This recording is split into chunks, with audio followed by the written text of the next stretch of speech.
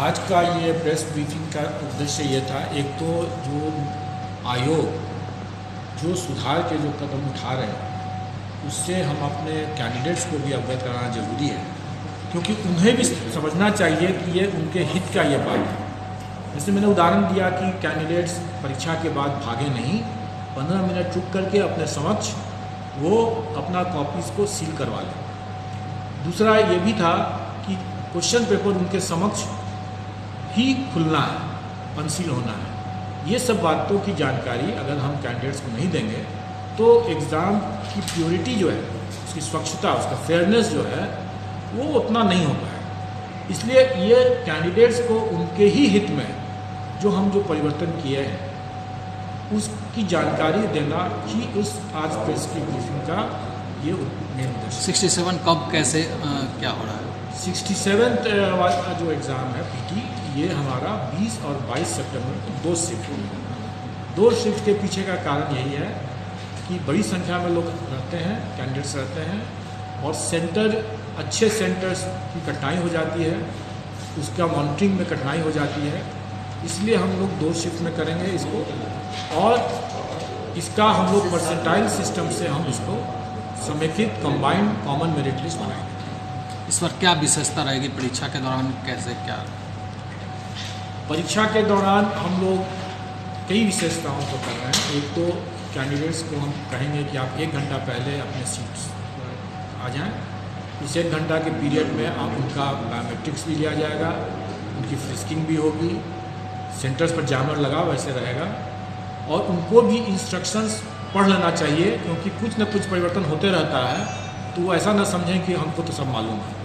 इसलिए वो इंस्ट्रक्शंस भी बखूबी पढ़ें, अपना व्यवस्थित हो जाएं और हम भी व्यवस्थित हो जाएं। और क्वेश्चन पेपर उनके सामने जो होगा वो 5 मिनट पहले, परीक्षा प्रारंभ होने के 5 मिनट पहले वो आएगा, सील कंडीशन में आएगा, और उनके समक्ष उसको सील खोल करके क्वेश्चन पेपर का वितरण किया जाएगा। तो कैंडिडेट्स के लिए इतनी बातें हैं।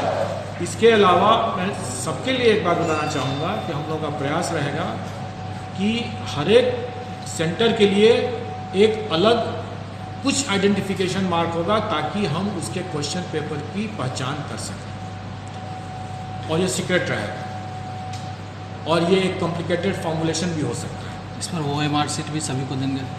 OMR शीट सबको देंगे, ऑफकोर्स। वो कैसे स्कैन करके PT मेंस?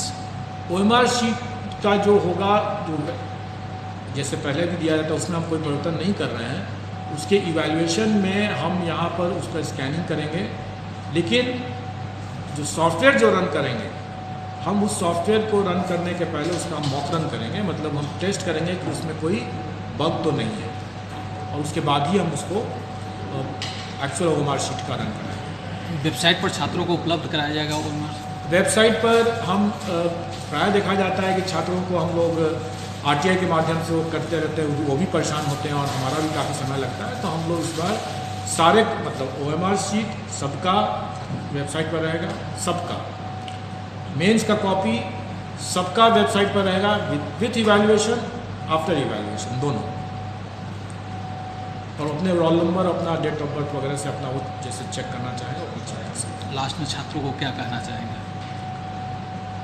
मैं लास्ट में छात्रों को यही कहना चाहूँगा कि अपनी ईमानदारी के साथ वो अपने परीक्षा को दें, और मेरा समझना है, मानना है कि अगर वो ईमानदारी से देते हैं, परीक्षा में हम लोग इस बार कोई कठिनाई नहीं होने देना चाहेंगे, कैंसिल नहीं करना चाहेंगे, और अगर शायद अगर अनफॉर्चुनेटली अगर कहीं अगर पेपर लीक अगर होता भी है तो ऐसी नौबत नहीं आनी चाहिए मेरे विचार से कि पूरे परीक्षा को कैंसिल करें। मेरा एक ये जरूर कहना है कैंडिडेट्स के लिए कि हम रिजल्ट जो है जो निकालेंगे, डिक्लेयर करेंगे, उसके पहले हम सभी सक्सेसफुल कैंडिडेट्स का हम शुरू से लेकर के अंत तक उसके सारे दस्तावेज, जैसे एप्लीकेशन फॉर्म्स, PT का अगर है तो OMR शीट, लिखित परीक्षा है तो उसका कॉपी, इंटरव्यू, सारे में हम देखेंगे कि वही कैंडिडेट सब में है कि नहीं, उसी की उसकी कॉपी में, उसकी OMR शीट में कहीं कोई मैनिपुलेशन, कोई गड़बड़ी, कोई त्रुटि तो नहीं है। इसको जब हम चेक करेंगे 100%, जो भी सक्सेसफुल है उसका 100% अलग से एक नेक्स्ट लेवल ऑफ चेकिंग होगा। इसलिए हमें लगता है कि अब कैंडिडेट्स भी को बिना पढ़े एग्ज़ाम देने के सिवा मतलब अगर नहीं हो सकता, मतलब अगर बिना पढ़े देता है तो उसका कहीं ना कहीं वो किसी न किसी लेवल पर वो फंस जा सकता है। इसलिए मेरा उनसे यही परामर्श होगा, सुझाव होगा, अनुरोध होगा कि वो अपने मेहनत से अपना पढ़ें। Hello everyone, welcome to our YouTube channel. आज की इस वीडियो में हम बात करने वाले हैं बिहार PCS 67 प्रीलिम्स एग्ज़ाम से संबंधित जो भी चेयरमैन सर का जो भी अनाउंसमेंट हुआ था उसके संदर्भ में दो मेजर इश्यूज़ के बारे में। गाइस, अगर ये चीज़ें हो जाती हैं तो हमें यानी स्टूडेंट्स को क्या क्या इश्यूज़ रेज़ करने होंगे या क्या क्या उनको इश्यूज़ हो सकते हैं, उन सारे चीज़ों के बारे में आज बात करेंगे। वो बहुत ही इम्पोर्टेंट वीडियो हमारा होने वाला है, क्योंकि इससे संबंधित एक मेल भी आपको आयोग में करना होगा ताकि वो दोनों जो इश्यूज़ हैं वो रियली बहुत बड़े इश्यूज़ हैं, आपको अभी लास्ट में समझ में आ जाएगा। तो सबसे पहले देख लीजिए, जैसे कि कल वाले वीडियोस में हम लोगों ने डिस्कस किया था कि प्रश्न पत्र लीक होने की घटना को रोकने के लिए और जो कदाचार रहित परीक्षा है उसे लेकर BPSC ने कई सारे कदम उठाए हैं जो कि स्वागत योग्य हैं, बहुत अच्छे कदम हैं। लेकिन कुछ कदम ऐसे हैं जिनके होने से कुछ चीज़ें हो सकती हैं, यानी कि ये जो परीक्षा है लंबी खिंच सकती है। अब बात करते हैं थोड़ी न्यूज़ के बारे में। सबसे पहले तो देखिए 20 और 22 सितंबर को 2 शिफ्ट में एग्ज़ाम होगा, इसके बारे में कल ही बताया जा चुका है। और यहाँ पे 2 शिफ्टों का जो प्रश्न पत्र होगा वो अलग अलग तरीके का होगा, और यानी कि जो क्वेश्चन पैटर्न होगा वो अलग अलग तरीके का होगा। साथ ही उनका जो मेरिट लिस्ट बनेगा वो परसेंटाइल मिला करके बनेगा। आप समझ पा रहे होंगे कि सुबह मीटिंग में जो पेपर होगा और शाम मीटिंग में जो पेपर होगा उनको जो है नॉर्मलाइज करने के लिए एक परसेंटाइल डिसाइड किया जाएगा। अब यहाँ पे कुछ चीज़ें और देख लेनी है। परीक्षार्थी के सामने खुलेगा प्रश्न पुस्तिका का सील, यानी कि जो सील बंद लिफाफे में पुस्तिकाएं रहेंगी, प्रश्न पुस्तिकाएं, वो एग्ज़ाम के टाइम पे परीक्षार्थियों के सामने ही 5 मिनट पहले इसको खोला जाएगा, ठीक है। और इसके बाद ही जो है इसको डिस्ट्रीब्यूट किया जाएगा ताकि पेपर को लीक होने से बचाया जा सके, मदद हो सके।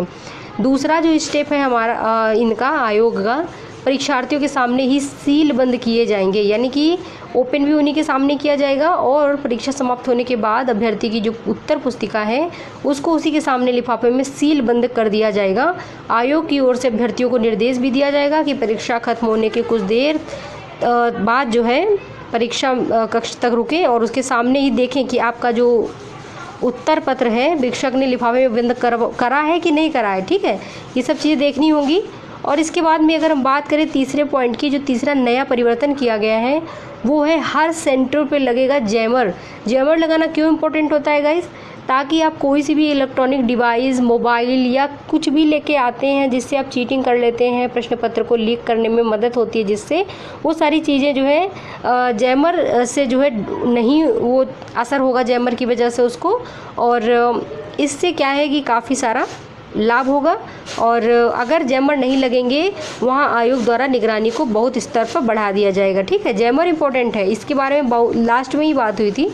अगला देखिए, चौथा स्टेप क्या लिया गया है, स्मार्ट लॉक लगे स्टील ट्रंक में प्रश्न पुस्तिका पहुंचेगी सेंटर में।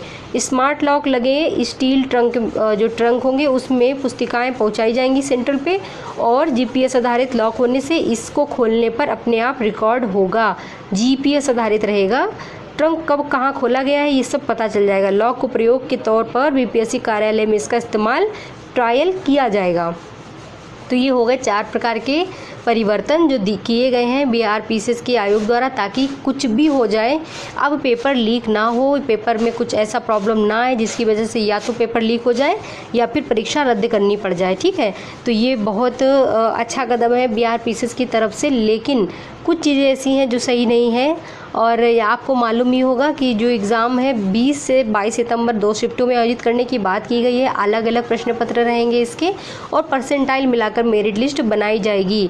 फ्रेंड्स, एक चीज़ बता दें आपको कि अगर अलग अलग अलग अलग पेपर बनता है, अगर प्रश्न पत्र बनता है तो देखिए समानता लाने में बहुत ज़्यादा मुश्किलात आएंगे, यानी कि पेपर 1 पेपर 2 में किस तरीके के प्रश्न रहेंगे, कैसे क्या करना होगा, ये समानता लाना, स्केलिंग का मामला उठेगा फिर सामने, साथ ही अगर इस तरीके से देखिए क्या है कि राज्य जो गवर्नमेंट है, स्टेट गवर्नमेंट है, कैबिनेट से इस तरीके का कोई अगर उन्होंने आज्ञा नहीं दी है इसके बारे में, तो ये मामला कोर्ट तक भी जा सकता है। हमारे सामने एक एग्ज़ाम्पल भी है APO एग्ज़ाम, जो कि कितने समय तक कोर्ट में रहा है और उसके बाद ही फाइनली इसमें कुछ अगर डिसीज़न आया तो ये मामला भी बहुत समय तक जा सकता है, फंस सकता है और बहुत ज़्यादा समय इसमें लगने वाला है अगर इस तरीके की कोई बच्चा वो कोर्ट में इसको लेकर चला गया तो। ठीक है, दो शिफ्ट में कराना और फिर प्रश्न पत्रों में समानता ना हो पाना, स्केलिंग ना हो पाना यानी स्केल ना हो पाना, इसके साथ ही प्रश्न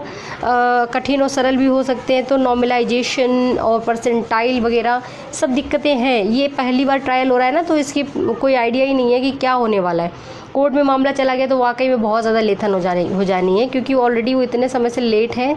अब सबसे बड़ी चीज़ ये है फ्रेंड्स कि जिस टाइम पे ये परीक्षा कराई जा रही है उस टाइम पे UPSC के भी पेपर मेंस के लगे हुए हैं, तो UPSC वाले बच्चे या तो बिहार PCS दे लें या तो अपना मेंस छोड़ के, या फिर वो मेंस दें अपना बिहार PCS छोड़ के, तो ये सही नहीं होगा। तो इस प्रकार से दो बहुत बड़े कंसर्न थे स्टूडेंट्स के इंटरेस्ट से संबंधित। तो फ्रेंड्स ये हम लोगों ने डिस्कस किया है। आप लोगों में से काफ़ी सारे लोगों ने जो चेयरमैन सर का इंटरव्यू वायरल हुआ था वो आप लोगों ने सुन ही लिया होगा।